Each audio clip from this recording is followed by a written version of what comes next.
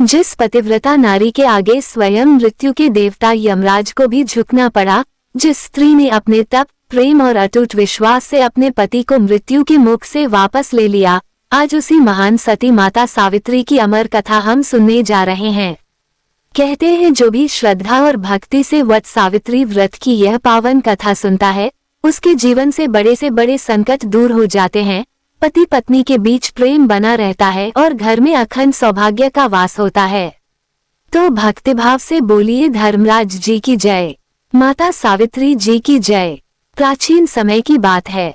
मध्य देश में अश्वपति नाम के एक प्रतापी और धर्मात्मा राजा राज्य करते थे। उनका राज्य धन धान्य, सुख समृद्धि और वैभव से भरा हुआ था। प्रजा भी अपने राजा से अत्यंत प्रेम करती थी। राज्य में चारों ओर खुशहाली थी, लेकिन इतने वैभव के बाद भी राजा अश्वपति के हृदय में एक ऐसा दुख था जो उन्हें दिन रात भीतर ही भीतर तोड़ता रहता था। राजा की कोई संतान नहीं थी। समय बीतता जा रहा था और राजा की चिंता बढ़ती जा रही थी। महल में उत्सव तो होते थे, लेकिन उत्तराधिकारी के बिना सब सूना लगता था। कई बार राजा रात को अकेले बैठकर भगवान से प्रार्थना करते और कहते, हे प्रभु, यदि संतान सुखी नहीं देना था तो इतना बड़ा राज्य और वैभव किस काम का। एक दिन राजसभा में विद्वान ब्राह्मणों और ऋषियों को बुलाया गया। राजा ने फोल्डेड हैंड्स के साथ कहा, हे मुनिवरों, मुझे बताए ऐसा कौन सा उपाय है जिससे मेरे घर संतान का जन्म हो सके। तब एक वृद्ध तपस्वी बोले, राजन, यदि आप पूर्ण श्रद्धा से माता सावित्री की उपासना करें तो निश्चित ही आपकी मनोकामना पूर्ण होगी। ये सुनते ही राजा ने उसी क्षण संकल्प ले लिया कि अब वे अपना जीवन देवी की आराधना में लगा देंगे।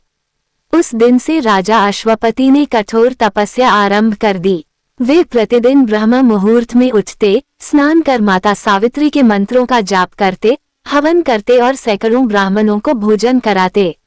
धीरे धीरे दिनों ने महीनों का रूप ले लिया, महीनों ने वर्षों का, लेकिन राजा की भक्ति कभी कम नहीं हुई।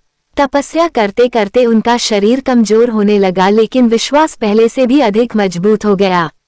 पूरे राज्य में चर्चा होने लगी कि राजा अपनी संतान के लिए कितना कठिन तप कर रहे हैं।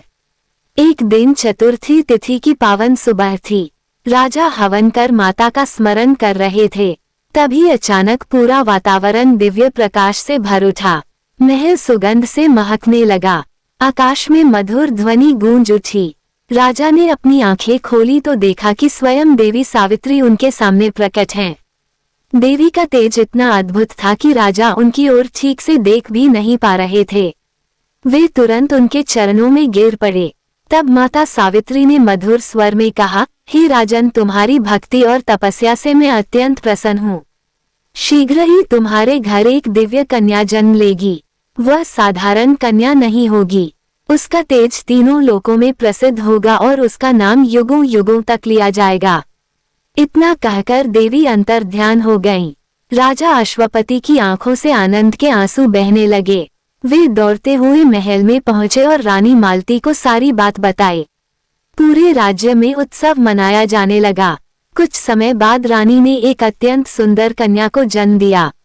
जैसे ही वह कन्या जन्मी, महल में एक अद्भुत प्रकाश फैल गया। सभी ब्राह्मण और ज्योतिषी उस बालिका को देखकर आश्चर्यचकित रह गए। उसके मुख पर ऐसा दिव्य तेज था मानो स्वयं देवी धरती पर अवतरित हुई हो। राजा ने प्रेम से उस कन्या को अपनी गोद में उठाया और कहा, ये पुत्री हमें माता सावित्री के आशीर्वाद से प्राप्त हुई है, इसलिए इसका नाम भी सावित्री ही होगा। उस दिन पूरे राज्य में दान पुण्य किया गया। गरीबों को भोजन कराया गया। मंदिरों में दीप जलाए गए। हर ओर आनंद ही आनंद था। धीरे धीरे राजकुमारी सावित्री बड़ी होने लगी। जैसे जैसे उसकी आयु बढ़ती गई, वैसे वैसे उसका रूप, तेज और गुण भी बढ़ते गए। वो केवल रूपवती ही नहीं बल्कि अत्यंत विनम्र, धर्मपरायण और बुद्धिमान भी थी। महल की दासियां तक कहती थीं कि ऐसी कन्या पृथ्वी पर कभी कभी ही जन्म लेती है। सावित्री को वेद, शास्त्र, धर्म और नीति की शिक्षा दी गई, लेकिन उसके मन में कभी अभिमान नहीं आया। वो रोज सुबह उठकर सबसे पहले मंदिर जाती, भगवान की पूजा करती और फिर माता पिता के चरण स्पर्श करती। उसकी मधुर वाणी सुनकर हर किसी का मन प्रसन्न हो जाता था। समय बीतता गया और देखते ही देखते राजकुमारी सावित्री विवाह योग्य हो गई। अब राजा अश्वपति को अपनी पुत्री के विवाह की चिंता सताने लगी। दूर दूर के राज्यों से बड़े बड़े राजकुमारों के विवाह प्रस्ताव आने लगे। कोई अपनी वीरता का गुणगान करता, कोई अपने राज्य के वैभव का। लेकिन जब भी कोई राजकुमार राजसभा में आता, राजा अश्वपति के मन को संतोष नहीं होता। उन्हें लगता कि उनकी पुत्री केवल रूप में ही नहीं बल्कि गुण, तेज और धर्म में भी अद्वितीय है, इसलिए उसका पति भी वैसा ही होना चाहिए। धीरे धीरे यह बात पूरे राज्य में फैल गई कि राजकुमारी सावित्री के योग्य वर मिलना आसान नहीं है। कई राजकुमार तो केवल उसके तेज को देखकर ही संकोच में पड़ जाते थे। स्वयं सावित्री के मुख पर ऐसा दिव्य तेज था कि लोग उसे साधारण राजकुमारी नहीं बल्कि देवी स्वरूप मानते थे। एक दिन राजा अश्वपति ने सावित्री को अपने पास बुलाया। उन्होंने बड़े प्रेम से कहा, पुत्री, अब समय आ गया है कि तुम्हारा विवाह कर दिया जाए। मैंने बहुत प्रयास किए लेकिन मुझे अब तक तुम्हारे योग्य वर नहीं मिला, इसलिए मैं तुम्हें स्वयं अपना वर चुनने की अनुमति देता हूँ। तुम तीर्थ यात्रा पर जाओ और अपने मन के अनुसार योग्य पति का चयन करो। पिता की बात सुनकर सावित्री ने विनम्रता से उनके चरण स्पर्श किए और बोली, पिताश्री, आपकी आज्ञा ही मेरे लिए धर्म है। अगले ही दिन सुंदर रथ सजाया गया। मंत्री, सैनिक और सेविकाएं साथ भेजी गईं। राजकुमारी सावित्री तीर्थ यात्रा के लिए निकल पड़ी। यात्रा करते हुए वह अनेक आश्रमों, मंदिरों और तीर्थों में गई। जहां भी जाती, ऋषि मुनि उसके संस्कार और विनम्रता की प्रशंसा करते। कई राजकुमारों ने उसे देखा लेकिन सावित्री का मन किसी पर नहीं ठहरा। उसके हृदय को जैसे किसी विशेष व्यक्ति की प्रतीक्षा थी। एक दिन यात्रा करते करते उसका रथ एक घने और सुंदर वन के समीप पहुंचा। वहां का दृश्य अत्यंत मनमोहक था। ऊंचे ऊंचे वृक्ष, पक्षियों की मधुर आवाजें, बहता हुआ निर्मल जल और चारों ओर अद्भुत शांति। सावित्री ने पहली बार उस वन को देखकर अपने मन में एक अजीब सा आकर्षण महसूस किया। उसने अपने सारथी से कहा, आज यहीं विश्राम करेंगे। तभी उसकी नजर थोड़ी दूर खड़े एक युवक पर पड़ी। वह साधारण वस्त्र पहने हुए था। उसके शरीर पर वृक्षों की छाल थी, सिर पर जटाएं थीं, लेकिन उसके मुख पर ऐसा तेज था कि सावित्री की दृष्टि उसी पर ठहर गई। वो युवक एक छोटे अश्व के साथ खेल रहा था और उसके चेहरे पर अद्भुत शांति थी। ऐसा लग रहा था मानो वन का सारा सौंदर्य उसी में समा गया हो। सावित्री कुछ क्षणों तक उसे निहारती रही। उसके हृदय में पहली बार एक अनोखी भावना जाग उठी। उसने अपने मंत्री से पूछा, ये तेजस्वी युवक कौन है? तभी वह युवक स्वयं आगे बढ़ा और विनम्रता से बोला, देवी, आप कौन हैं? इस वन में किस उद्देश्य से आई हैं?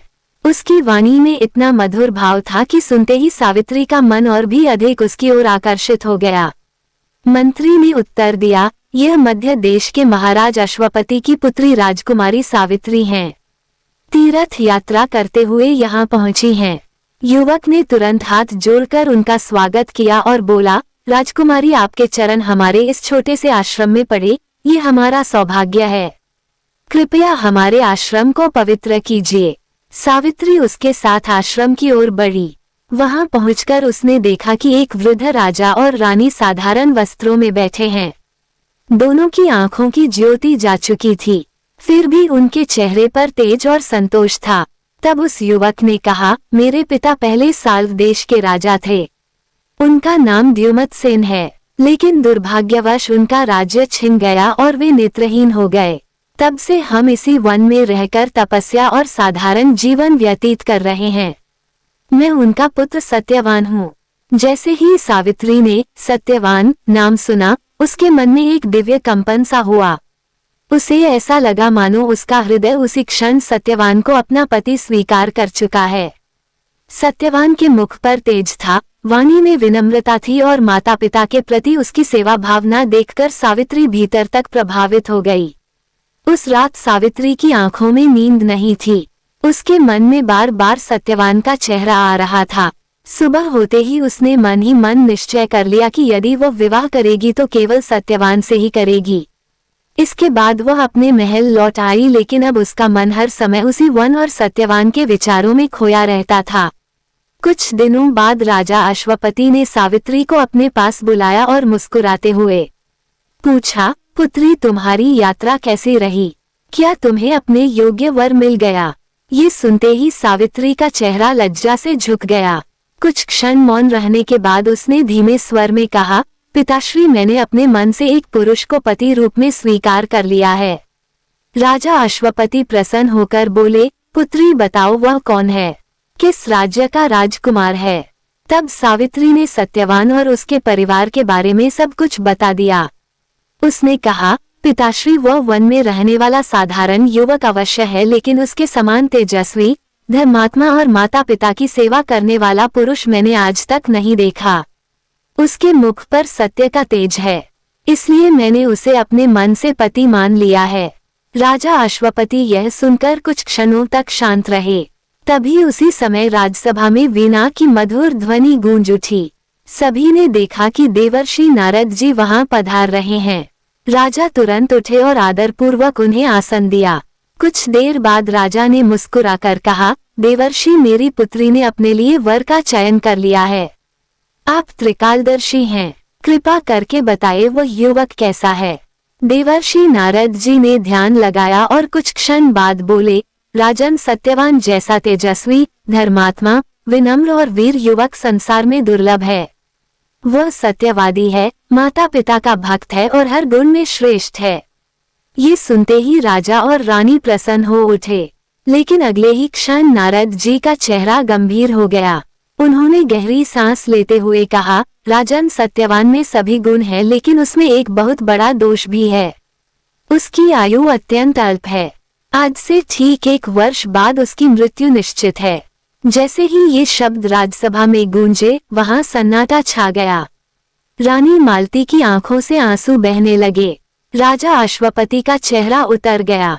उन्होंने घबराकर कहा, देवर्षि क्या इसका कोई उपाय नहीं? क्या मेरी पुत्री का सुहाग केवल 1 वर्ष का ही है? नारद जी बोले, राजन यह विधि का लिखा हुआ है, इसे टालना अत्यंत कठिन है। राजा तुरंत सावित्री की ओर मुड़े और बोले, पुत्री अभी भी समय है, तुम किसी और योग्य राजकुमार का चयन कर लो। संसार में वरों की कमी नहीं है। मैं तुम्हें जीवन भर दुखी नहीं देख सकता। लेकिन सावित्री शांत खड़ी रही। उसके चेहरे पर भय नहीं बल्कि अद्भुत दृढ़ता थी। उसने धीरे से कहा, पिताश्री कन्या केवल एक बार ही अपने मन से पति चुनती है। मैंने सत्यवान को अपने हृदय से पति स्वीकार कर लिया है। अब चाहे उनका जीवन 1 वर्ष का हो या 1 दिन का, मैं उन्हीं की पत्नी बनूंगी। राजा ने फिर समझाया, पुत्री सोचो, विवाह के 1 वर्ष बाद यदि सत्यवान की मृत्यु हो गई तो तुम्हारा जीवन दुखों से भर जाएगा। तब सावित्री ने दृढ़ स्वर में कहा, पिताश्री पति का साथ समय देखकर नहीं चुना जाता। सच्चा धर्म सुख और दुख दोनों में साथ निभाना सिखाता है। यदि मृत्यु भी सामने खड़ी हो तब भी पतिव्रता स्त्री अपने पति का साथ नहीं छोड़ती। आपने ही तो मुझे अपना वर चुनने की स्वतंत्रता दी थी। अब यदि मैं अपने वचन से पीछे हट जाऊं तो यह मेरे धर्म और आपके संस्कार दोनों का अपमान होगा। सावित्री की बातें सुनकर पूरी सभा स्तब्ध रह गई। इतनी कम आयु में उसके भीतर इतना धैर्य और धर्म देखकर स्वयं देवर्षि नारद भी प्रसन्न हो उठे। उन्होंने मुस्कुराकर कहा, राजन आपकी पुत्री साधारण स्त्री नहीं है। इसका तेज और पतिव्रत धर्म युगों तक याद किया जाएगा। अब राजा अश्वपति समझ चुके थे कि सावित्री अपने निर्णय से पीछे नहीं हटेगी। भारी मन से उन्होंने विवाह की तैयारी आरंभ कर दी। कुछ समय बाद राजा और रानी स्वयं सावित्री को लेकर वन में द्युमतसेन के आश्रम पहुंचे। वहां अत्यंत सादगी के साथ सावित्री और सत्यवान का विवाह संपन्न हुआ। राजमहल में पली बड़ी राजकुमारी अब वन की साधारण कुटिया में रहने लगी। उसने कभी किसी सुख सुविधा की इच्छा नहीं की। सुबह होते ही वह सबसे पहले अपने अंधे सास ससुर के चरण स्पर्श करती, उनके लिए भोजन बनाती, आश्रम का सारा कार्य करती और फिर अपने पति सत्यवान के साथ वन में जाती। सत्यवान भी अपनी पत्नी के प्रेम, सेवा और विनम्रता को देखकर अत्यंत प्रसन्न रहते। धीरे धीरे पूरा आश्रम सावित्री के गुणों की प्रशंसा करने लगा। लेकिन सावित्री के मन के एक कोने में देवर्षि नारद की वह बात हर पल गूंजती रहती, आज से ठीक 1 वर्ष बाद सत्यवान की मृत्यु निश्चित है। दिन बीतते गए, ऋतुएं बदलती रहीं। कभी वर्षा की बूंदें वन को भिगो देती, कभी शीतल हवाएं कुटिया के बाहर बहती, कभी पक्षियों की मधुर आवाजों से पूरा आश्रम गूंज उठता। लेकिन सावित्री के हृदय में हर बीतते दिन के साथ एक अदृश्य भय बढ़ता जा रहा था। बाहर से वह हमेशा मुस्कुराती रहती, अपने पति और सास ससुर की सेवा करती, लेकिन भीतर ही भीतर हर दिन गिन रही थी। उसे याद था कि सत्यवान की आयु अब धीरे धीरे समाप्ति की ओर बढ़ रही है। सत्यवान अपनी पत्नी के प्रेम और सेवा से अत्यंत प्रसन्न रहते। वे अक्सर कहते, देवी तुम्हारे आने के बाद यह वन भी मुझे स्वर्ग के समान लगने लगा है। पहले ये जीवन केवल कर्तव्य था, लेकिन अब इसमें आनंद आ गया है। ये सुनकर सावित्री मुस्कुरा तो देती, लेकिन उसके हृदय में एक टीस उठती। वो मन ही मन सोचती, हे प्रभु, क्या ये सुख मुझसे छिन जाएगा। धीरे धीरे वह अंतिम समय भी निकट आने लगा जिसकी भविष्यवाणी देवर्षि नारद ने की थी। अब केवल 4 दिन शेष थे। सावित्री का मन अत्यंत व्याकुल रहने लगा। उसने निश्चय किया कि अब वह अपने पति की रक्षा के लिए कठोर व्रत और तप करेगी। एक सुबह उसने अपने सास ससुर के चरणों में प्रणाम किया और बोली, पिताश्री, माताश्री, मैं 3 दिन का कठोर व्रत करना चाहती हूँ, कृपा करके मुझे आज्ञा दीजिए। द्युमत्सेन ने प्रेम से कहा, पुत्री, तुम तो पहले ही बहुत सेवा करती हो, इतना कठोर उपवास मत करो, तुम्हारा शरीर कमजोर हो जाएगा। लेकिन सावित्री ने फोल्डेड हैंड्स के साथ कहा, पिताश्री, यह मेरा संकल्प है, कृपा करके मुझे आशीर्वाद दीजिए। सास ससुर ने उसे अनुमति दे दी। इसके बाद सावित्री ने 3 दिन तक अन्न और जल का त्याग कर दिया। वह दिन रात भगवान का स्मरण करती रहती। कभी वट वृक्ष के नीचे बैठकर प्रार्थना करती, कभी अग्नि के सामने दीप जलाकर अपने पति की लंबी आयु मांगती। उसकी आंखों में नींद नहीं थी, शरीर कमजोर होता जा रहा था, लेकिन विश्वास अडिग था। 3 दिन बीत गए। अब वह भयावह दिन आ चुका था, वही दिन जिसके बारे में देवर्षि नारद ने कहा था कि आज सत्यवान की आयु समाप्त हो जाएगी। सुबह का समय था। वन में पक्षियों की मधुर आवाजें गूंज रही थीं। सूर्य की किरणें वृक्षों के पत्तों से छनकर धरती पर पड़ रही थीं। सत्यवान कुल्हाड़ी उठाकर वन में लकड़ियां काटने जाने लगे। सावित्री का हृदय जोर जोर से धड़कने लगा। उसे लग रहा था जैसे आज कुछ अनिष्ट होने वाला है। वह तुरंत अपने पति के पास पहुंची और बोली, स्वामी, आज मैं भी आपके साथ वन में चलूंगी। सत्यवान ने आश्चर्य से कहा, देवी, तुमने 3 दिनों से कुछ नहीं खाया, तुम्हारा शरीर अत्यंत कमजोर है, वन का मार्ग कठिन है, तुम विश्राम करो, मैं शीघ्र लौट आऊंगा। लेकिन सावित्री की आंखें भर आईं। उसने धीमे स्वर में कहा, स्वामी, आज मेरा मन आपको अकेले जाने देने का नहीं कर रहा, कृपा करके मुझे भी साथ ले चलिए। सत्यवान मुस्कुराए और बोले, अच्छा चलो। दोनों वन की ओर चल पड़े। चलते चलते सत्यवान रास्ते भर पेड़ पौधों, पक्षियों और वन की सुंदरता के बारे में बातें करते रहे ताकि सावित्री का मन प्रसन्न रहे। लेकिन सावित्री आज बहुत शांत थी। वह बार बार अपने पति का चेहरा देख रही थी, जैसे हर पल को अपने हृदय में बसा लेना चाहती हो। कुछ देर बाद वे वन के भीतर गहराई में पहुंच गए।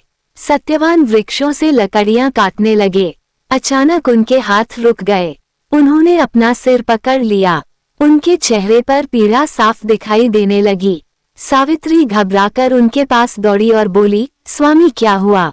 सत्यवान धीमे स्वर में बोले, देवी, न जाने क्यों मेरे सिर में असहनीय पीड़ा हो रही है। ऐसा लग रहा है जैसे पूरा शरीर जल रहा हो। मेरी आंखों के सामने अंधेरा छा रहा है। ये सुनते ही सावित्री का हृदय कांप उठा। उसे तुरंत नारद जी की बात याद आ गई। उसकी आंखों से आंसू बहने लगे, लेकिन उसने स्वयं को संभाला। सत्यवान फिर बोले, देवी, मैं बहुत थक गया हूँ, मेरा सिर अपनी गोद में रख लो, मैं कुछ देर विश्राम करना चाहता हूँ। सावित्री वहीं भूमि पर बैठ गई और अपने पति का सिर गोद में रख लिया। उसकी आंखों से लगातार आंसू बह रहे थे, लेकिन वो उन्हें छिपाने का प्रयास कर रही थी। वह बार बार भगवान से प्रार्थना कर रही थी, हे प्रभु, मेरे सुहाग की रक्षा करना। धीरे धीरे सत्यवान की सांसें धीमी होने लगीं। उनका चेहरा शांत होता जा रहा था। अचानक उनका शरीर बिल्कुल स्थिर हो गया। वन में एक अजीब सी निस्तब्धता छा गई। पक्षियों की आवाजें भी जैसे थम गईं। सावित्री समझ चुकी थी उसके पति के प्राण निकल चुके हैं। लेकिन उसी क्षण अचानक उसके सामने एक दिव्य प्रकाश प्रकट हुआ। उसने देखा कि एक अत्यंत तेजस्वी पुरुष वहां खड़े हैं। उनका शरीर श्याम वर्ण का था, पीतांबर धारण किए हुए थे, हाथ में पाश था और उनके मुख पर अद्भुत तेज था। उनके पीछे मृत्यु और काल भी खड़े थे। सावित्री तुरंत समझ गई, स्वयं धर्मराज यमराज उसके पति के प्राण लेने आए हैं। धर्मराज यमराज धीरे धीरे सत्यवान के शरीर के समीप आए। उनके हाथ में दिव्य पाश चमक रहा था। सावित्री कांपते हुए हृदय से अपने पति का सिर गोद में रखे बैठी थी। उसकी आंखों से आंसू बह रहे थे, लेकिन उसके चेहरे पर भय से अधिक दृढ़ता दिखाई दे रही थी। तभी यमराज ने अपने पाश से सत्यवान के शरीर से अंगूठे के समान प्रकाश में सूक्ष्म शरीर को बाहर निकाला। वह दिव्य ज्योति ही सत्यवान के प्राण थे। जैसे ही यमराज ने उसे अपने अधीन किया, सत्यवान का शरीर बिल्कुल निश्चल हो गया। वन का वातावरण और भी गंभीर हो उठा। हवा मानो थम सी गई। वृक्षों के पत्ते भी स्थिर हो गए थे, लेकिन सावित्री की आंखें अपने पति के सूक्ष्म शरीर पर ही टिकी थीं। यमराज दक्षिण दिशा की ओर चलने लगे। तभी सावित्री ने धीरे से सत्यवान का सिर भूमि पर रखा और स्वयं भी उनके पीछे चल पड़ी। कुछ दूर चलने के बाद यमराज ने पीछे मुड़कर देखा। वे बोले, देवी अब लौट जाओ, तुम्हारा धर्म यहीं तक था। तुम्हारे पति की आयु पूर्ण हो चुकी है, अब उनके पीछे चलना उचित नहीं। सावित्री ने फोल्डेड हैंड्स के साथ अत्यंत विनम्र स्वर में कहा, हे धर्मराज, जहाँ तक मेरे पति जाएंगे वहां तक जाना ही एक पतिव्रता स्त्री का धर्म है। पति ही स्त्री का स्वर्ग होता है, वही उसका जीवन होता है। मैं अपने प्राणनाथ को अकेले कैसे जाने दूं? यमराज कुछ क्षणों तक उसे देखते रहे।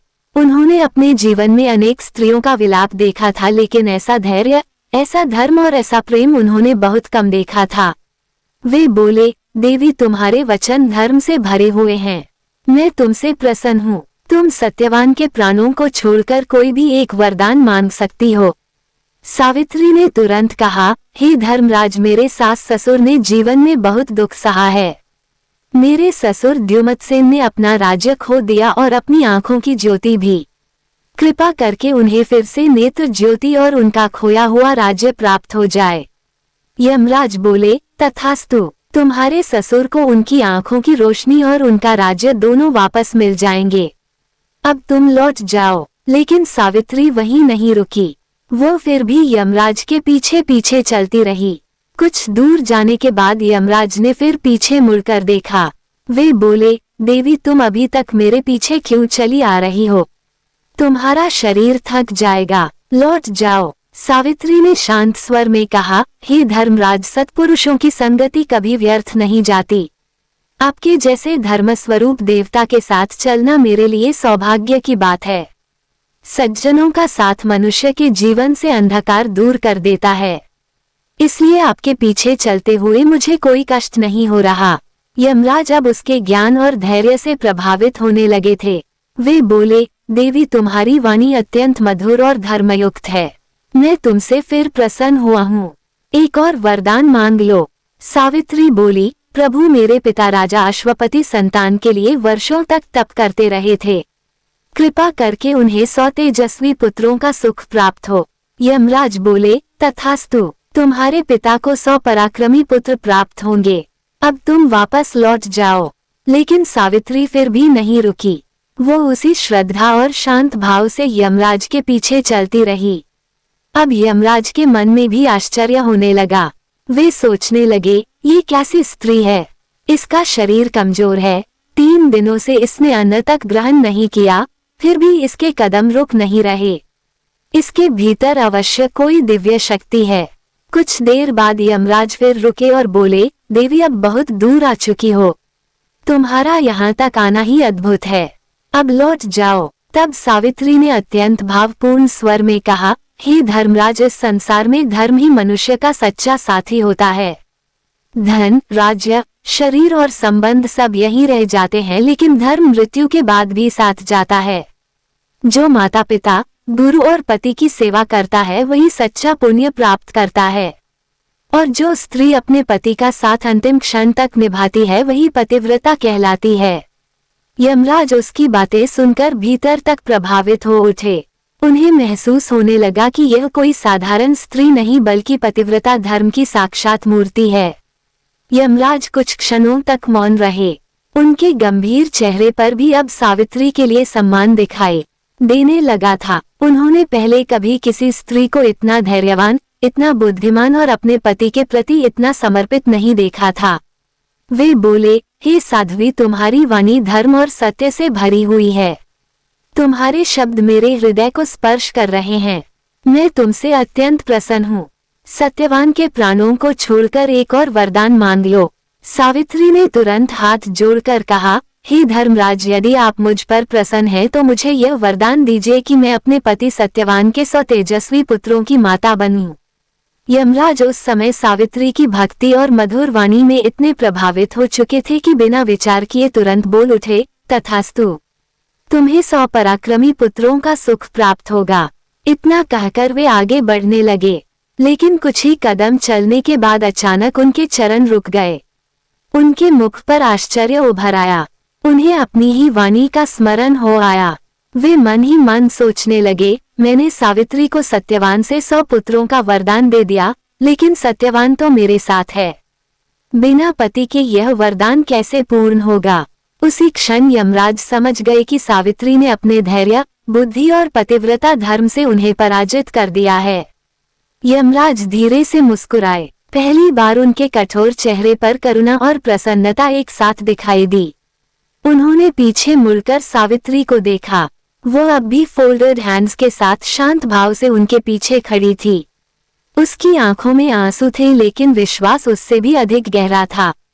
तब यमराज बोले, हे महान पतिव्रता सावित्री, आज तुम्हारी भक्ति, निष्ठा और धर्म ने स्वयं मृत्यु को भी बांध लिया है।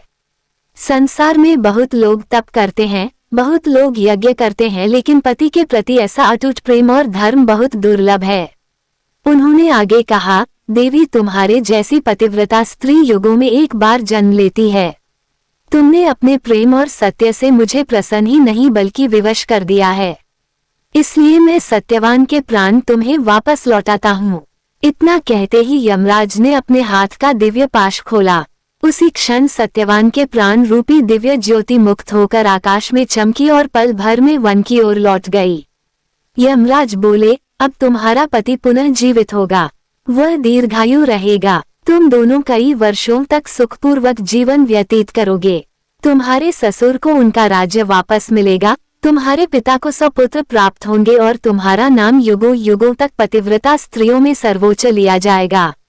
इसके बाद धर्मराज ने आशीर्वाद देते हुए कहा, जो भी स्त्री श्रद्धा और विश्वास से तुम्हारा स्मरण करेगी, उसका सुहाग अखंड रहेगा। जो इस व्रत की कथा सुनेगा, उसके जीवन से बड़े बड़े संकट दूर हो जाएंगे। इतना कहकर स्वयं धर्मराज यमराज वहां से अदृश्य हो गए। उधर वन में रात गहराने लगी थी। चारों ओर अंधकार फैल चुका था। सावित्री तेजी से उसी वृक्ष के पास लौटी जहां सत्यवान का शरीर पड़ा हुआ था। उसके कदम कांप रहे थे, लेकिन हृदय में अब आशा का दीप जल चुका था।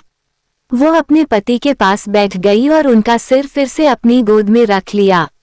कुछ ही क्षण बीते थे कि सत्यवान के शरीर में हलचल होने लगी। उनके हाथ धीरे धीरे हिलने लगे। फिर उन्होंने गहरी सांस ली और आंखें खोल दी। सत्यवान ने आश्चर्य से चारों ओर देखा और धीमे स्वर में कहा, देवी, मैं अभी जैसे किसी गहरी नींद से जागा हूँ। मुझे ऐसा लगा जैसे कोई तेजस्वी पुरुष मुझे कहीं दूर ले जा रहा था। फिर अचानक सब कुछ शांत हो गया। आखिर मेरे साथ क्या हुआ था? ये सुनते ही सावित्री की आंखों से खुशी के आंसू बह निकले। जिस सुहाग को उसने अपने तप, धर्म और प्रेम से मृत्यु के मुख से वापस पाया था, वो उसके सामने जीवित बैठा था। सावित्री अपने आंसुओं को रोक नहीं पा रही थी। वह बार बार अपने पति का चेहरा देख रही थी, मानो उसे विश्वास ही नहीं हो रहा कि सत्यवान सचमुच वापस लौट आए हैं। उसके हृदय में भगवान के प्रति कृतज्ञता उमड़ रही थी, लेकिन उसने स्वयं को संभाला और धीमे स्वर में बोली, स्वामी, अभी रात बहुत हो चुकी है। वन भी अत्यंत घना और भयानक है। आइए अब हम आश्रम लौट चलें। वहां पहुंचकर मैं आपको सब कुछ बताऊंगी। सत्यवान अभी भी कुछ दुर्बल महसूस कर रहे थे, लेकिन सावित्री के सहारे उठ खड़े हुए। दोनों धीरे धीरे आश्रम की ओर चलने लगे। रात का अंधकार पूरे वन में फैल चुका था। दूर कहीं जंगली पशुओं की आवाजें सुनाई दे रही थीं। लेकिन आज सावित्री के मन में भय नहीं था। उसके भीतर केवल एक ही भावना थी, मेरा सुहाग बच गया। उधर आश्रम में द्युमतसेन और उनकी पत्नी अत्यंत चिंतित बैठे थे। रात काफी बीत चुकी थी, लेकिन सत्यवान और सावित्री अभी तक लौटे नहीं थे। माता बार बार रो पड़ती और कहती, पता नहीं मेरे पुत्र के साथ क्या हुआ होगा। तभी अचानक आश्चर्यजनक घटना घटी। वर्षों से नेत्रहीन द्युमतसेन की आंखों में हलचल होने लगी। धीरे धीरे उनकी आंखों की ज्योति लौट आई। उन्होंने पहली बार अपनी पत्नी और आश्रम को देखा। वे आश्चर्य से कांप उठे। उन्होंने उत्साहित होकर कहा, देवी, मुझे दिखाई दे रहा है, मैं सब कुछ देख पा रहा हूँ। उनकी पत्नी की आंखों से खुशी के आंसू बह निकले। आश्रम में उपस्थित ऋषि मुनि भी यह चमत्कार देखकर स्तब्ध रह गए। तभी दूर से दो आकृतियां आश्रम की ओर आती दिखाई दी। द्युमतसेन की आंखें भर आईं। वे भावुक होकर बोले, वह मेरा पुत्र सत्यवान है और उसके साथ सावित्री भी है। कुछ ही क्षणों में सत्यवान और सावित्री आश्रम पहुंच गए। माता पिता ने दौड़कर अपने पुत्र को गले से लगा लिया। वर्षों बाद आंखों की ज्योति प्राप्त करने वाले द्युमतसेन अपने पुत्र का चेहरा देखकर फूट फूट कर रो पड़े। सत्यवान आश्चर्य से बोले, पिताश्री, आपकी आंखें। तब द्युमतसेन बोले, पुत्र, यह सब अवश्य तुम्हारी पतिव्रता पत्नी के तप का फल है। उस रात पूरे आश्रम में कोई नहीं सोया। सभी जानना चाहते थे कि वन में आखिर क्या हुआ था। तब सावित्री ने शांत स्वर में यमराज के साथ हुई पूरी घटना सुनाई। जब उसने बताया कि किस प्रकार वह स्वयं धर्मराज के पीछे पीछे गई, किस प्रकार उसने अपने पतिव्रता धर्म और बुद्धि से उन्हें प्रसन्न किया और अंत में सत्यवान के प्राण वापस ले आई, तब वहां उपस्थित सभी ऋषि और मुनि आश्चर्य में डूब गए। एक वृद्ध ऋषि भावुक होकर बोले, धन्य है ऐसी पतिव्रता नारी। आज हमने अपनी आंखों से देख लिया कि सच्चे धर्म और पतिव्रत की शक्ति के आगे स्वयं मृत्यु भी हार जाती है। उसी रात एक और शुभ समाचार आया। कुछ सैनिक वन में द्युमतसेन को खोजते हुए आश्रम पहुंचे। उन्होंने आकर कहा, महाराज, जिसने आपका राज्य छीना था उसका अंत हो चुका है। अब सारी प्रजा आपको पुनः अपना राजा बनाना चाहती है। कृपा करके लौट चलिए। ये सुनते ही सभी समझ गए कि यह भी यमराज के वरदान का ही फल है। अगली सुबह पूरा आश्रम आनंद से भर उठा। वर्षों बाद द्युमतसेन अपने परिवार के साथ पुनः अपने राज्य लौटे। प्रजा ने उनका भव्य स्वागत किया। पूरे नगर में उत्सव मनाया गया। हर ओर केवल एक ही चर्चा थी, राजकुमारी सावित्री ने अपने पतिव्रत धर्म से मृत्यु को भी पराजित कर दिया। राज्य में लौटने के बाद द्युमतसेन का फिर से राजतिलक किया गया। पूरे नगर को फूलों और दीपों से सजाया गया। प्रजा अपने पुराने धर्मात्मा राजा को वापस पाकर आनंद से झूम उठी। हर ओर शंख और नगाड़ों की ध्वनि गूंज रही थी। लेकिन उस दिन सबसे अधिक सम्मान जिस व्यक्ति को मिल रहा था, वह थी पतिव्रता सावित्री। लोग उन्हें साधारण रानी नहीं बल्कि देवी स्वरूप मानने लगे थे। महल की स्त्रियां जब सावित्री को देखती तो भावुक होकर कहती, यही वह महान नारी है जिसने अपने प्रेम और धर्म से मृत्यु को भी झुका दिया। ऋषि मुनि दूर दूर से आने लगे और सावित्री के पतिव्रत धर्म की महिमा का वर्णन करने लगे।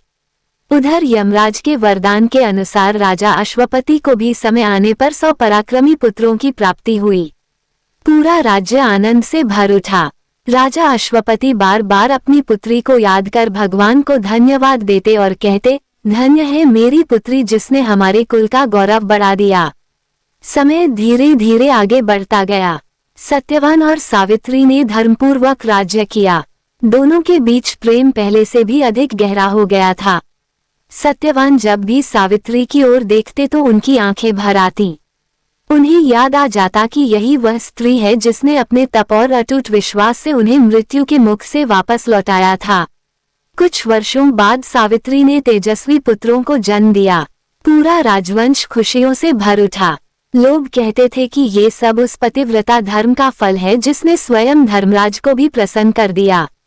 सावित्री कभी अपने जीवन के उस कठिन दिन को नहीं भूली। वो हमेशा स्त्रियों को यही शिक्षा देती कि सच्चा प्रेम केवल सुख में साथ निभाना नहीं होता। सच्चा धर्म वही है जो दुख, संकट और मृत्यु के सामने भी अडिग रहे। धीरे धीरे माता सावित्री की महिमा चारों दिशाओं में फैलने लगी। सुहागिन स्त्रियां उन्हें अखंड सौभाग्य की देवी मानकर पूजने लगीं। वट वृक्ष के नीचे बैठकर स्त्रियां उनकी कथा सुनती और अपने पति की लंबी आयु की प्रार्थना करती। मत्स्य भगवान कहते हैं, हे राजन, जो स्त्री श्रद्धा और विश्वास से वट सावित्री व्रत करती है, वट वृक्ष की पूजा करती है और इस पवित्र कथा को सुनती या सुनाती है, उसके जीवन से बड़े संकट दूर हो जाते हैं। उसके पति की आयु लंबी होती है और घर में सुख, शांति तथा समृद्धि बनी रहती है। जो मनुष्य इस कथा का श्रद्धा से श्रवण करता है, उसे यम भय नहीं सताता। उसके पाप नष्ट हो जाते हैं और जीवन में धर्म, सुख तथा सौभाग्य का वास होता है। इसलिए इस पावन दिन पर पति पत्नी को एक दूसरे का सम्मान करना चाहिए, माता पिता और गुरुजनों की सेवा करनी चाहिए और सच्चे मन से भगवान का स्मरण करना चाहिए।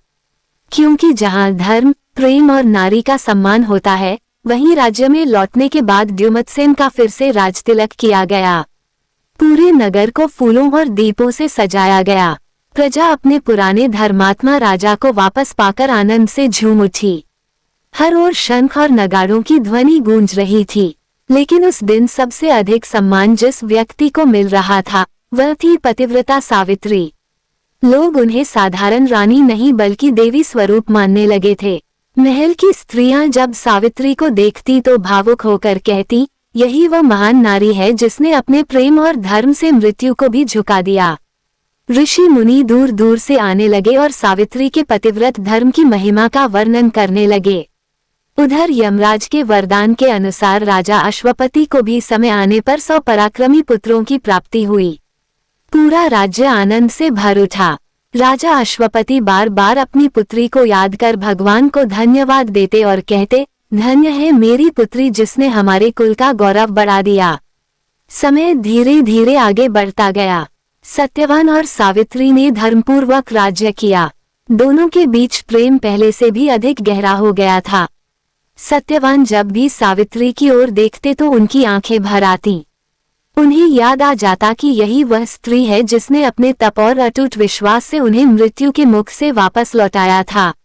कुछ वर्षों बाद सावित्री ने तेजस्वी पुत्रों को जन्म दिया। पूरा राजवंश खुशियों से भर उठा। लोग कहते थे कि ये सब उस पतिव्रता धर्म का फल है जिसने स्वयं धर्मराज को भी प्रसन्न कर दिया। सावित्री कभी अपने जीवन के उस कठिन दिन को नहीं भूली। वो हमेशा स्त्रियों को यही शिक्षा देती कि सच्चा प्रेम केवल सुख में साथ निभाना नहीं होता। सच्चा धर्म वही है जो दुख, संकट और मृत्यु के सामने भी अडिग रहे। धीरे धीरे माता सावित्री की महिमा चारों दिशाओं में फैलने लगी। सुहागिन स्त्रियां उन्हें अखंड सौभाग्य की देवी मानकर पूजने लगीं। वट वृक्ष के नीचे बैठकर स्त्रियां उनकी कथा सुनती और अपने पति की लंबी आयु की प्रार्थना करती। मत्स्य भगवान कहते हैं, हे राजन, जो स्त्री श्रद्धा और विश्वास से वट सावित्री व्रत करती है, वट वृक्ष की पूजा करती है और इस पवित्र कथा को सुनती या सुनाती है, उसके जीवन से बड़े संकट दूर हो जाते हैं। उसके पति की आयु लंबी होती है और घर में सुख, शांति तथा समृद्धि बनी रहती है। जो मनुष्य इस कथा का श्रद्धा से श्रवण करता है, उसे यम भय नहीं सताता। उसके पाप नष्ट हो जाते हैं और जीवन में धर्म, सुख तथा सौभाग्य का वास होता है। इसलिए इस पावन दिन पर पति पत्नी को एक दूसरे का सम्मान करना चाहिए, माता पिता और गुरुजनों की सेवा करनी चाहिए और सच्चे मन से भगवान का स्मरण करना चाहिए। क्योंकि जहाँ धर्म, प्रेम और नारी का सम्मान होता है, वहीं स्वयं देवी देवताओं का वास होता है। तो भक्तों, यदि आपने भी श्रद्धा और भक्ति से वट सावित्री व्रत की ये दिव्य कथा सुनी है तो मन ही मन माता सावित्री से अपने परिवार की सुख, शांति और अखंड सौभाग्य की प्रार्थना अवश्य कीजिए। सभी प्रेम से बोलिए, माता सावित्री जी की जय, धर्मराज जी की जय, सत्यवान जी की जय, वट वृक्ष महाराज की जय, हर हर महादेव कीजिए। सभी प्रेम से बोलिए, माता सावित्री जी की जय, धर्मराज जी की जय, सत्यवान जी की जय। वट वृक्ष महाराज की जय। हर हर महादेव। कथा समाप्त होने के बाद भी ऋषि मुनियों के मन में माता सावित्री के प्रति अपार श्रद्धा उमड़ रही थी। आश्रम में बैठे सभी तपस्वी बार बार यही कह रहे थे कि संसार में धन, बल और वैभव से बड़ा यदि कोई बल है तो वह है एक पतिव्रता स्त्री का तप और उसका सच्चा प्रेम। उसी समय एक वृद्ध ऋषि ने सभा में बैठे लोगों से कहा, हे मुनिवरों, आज हमने अपनी आंखों से देख लिया कि धर्म कभी हारता नहीं। जिसने अपने जीवन में सत्य, सेवा और श्रद्धा को अपनाया, स्वयं देवता भी उसकी रक्षा करते हैं। तब वहां बैठे एक युवा शिष्य ने विनम्रता से पूछा, गुरुदेव, क्या वास्तव में वट सावित्री व्रत करने से इतना बड़ा फल प्राप्त होता है? क्या केवल कथा सुनने मात्र से भी मनुष्य के जीवन के संकट दूर हो सकते हैं? वृद्ध ऋषि मुस्कुराए और बोले, पुत्र, यह कोई साधारण व्रत नहीं है। यह व्रत नारी के विश्वास, धैर्य और समर्पण का प्रतीक है। जिस प्रकार माता सावित्री ने अपने अटूट पतिव्रत धर्म से मृत्यु को भी पराजित कर दिया था, उसी प्रकार जो स्त्री श्रद्धा से यह व्रत करती है उसके जीवन में आने वाले बड़े बड़े संकट भी टल जाते हैं। उन्होंने आगे कहा, वट वृक्ष को इसीलिए पूजनीय माना गया है क्योंकि वह दीर्घायु, स्थिरता और अखंड जीवन का प्रतीक है। उसकी जड़ें जितनी गहरी होती हैं, उसी प्रकार पति पत्नी का संबंध भी विश्वास और धर्म पर टिका होना चाहिए। ऋषि बोले, जो सुहागिन स्त्री ज्येष्ठ अमावस्या के दिन प्रातः स्नान करके वट वृक्ष की पूजा करती है, धागा बांधकर अपने पति की लंबी आयु की कामना करती है और श्रद्धा से माता सावित्री की कथा सुनती है, उसे अखंड सौभाग्य का आशीर्वाद प्राप्त होता है। इतना ही नहीं, यदि कोई पुरुष भी श्रद्धा से इस कथा का श्रवण करता है तो उसके जीवन से भय, दुख और दुर्भाग्य दूर हो जाते हैं। क्योंकि यह कथा केवल एक स्त्री के पतिव्रत की नहीं बल्कि धर्म, प्रेम और विश्वास की शक्ति की कथा है। धीरे धीरे यह पावन कथा पूरे आर्यावर्त में फैल गई। गांव-गांव और नगर नगर में स्त्रियां वट वृक्ष के नीचे एकत्र होकर माता सावित्री का स्मरण करने लगीं। कोई अपने पति की लंबी आयु के लिए प्रार्थना करती, कोई अपने परिवार की सुख शांति के लिए। कहते हैं जहां श्रद्धा से माता सावित्री का नाम लिया जाता है वहां यमराज भी अपने भक्तों की रक्षा करते हैं। जिस घर में ये कथा सुनाई जाती है वहां नकारात्मक शक्तियां प्रवेश नहीं कर पाती और घर में सुख समृद्धि बनी रहती है। समय बीतता गया लेकिन माता सावित्री का नाम अमर हो गया। आज भी जब कोई सुहागिन स्त्री वट सावित्री व्रत करती है तो उसे वही दिव्य आशीर्वाद प्राप्त होता है जो माता सावित्री को मिला था। इसलिए भक्तों इस पावन दिन पर केवल व्रत ही नहीं बल्कि अपने जीवन में भी माता सावित्री के गुणों को अपनाए। अपने माता पिता का सम्मान कीजिए, अपने जीवन साथी का आदर कीजिए और हर परिस्थिति में धर्म का साथ मत छोड़िए, क्योंकि सच्चा धर्म ही अंत में मनुष्य की रक्षा करता है। यदि आपने श्रद्धा और भक्ति से यह कथा सुनी है तो कमेंट में जय माता सावित्री अवश्य लिखिए और मन ही मन अपने परिवार की सुख शांति की प्रार्थना कीजिए। सभी प्रेम से बोलिए माता सावित्री जी की जय, धर्मराज जी की जय, सत्यवान जी की जय। हर हर महादेव।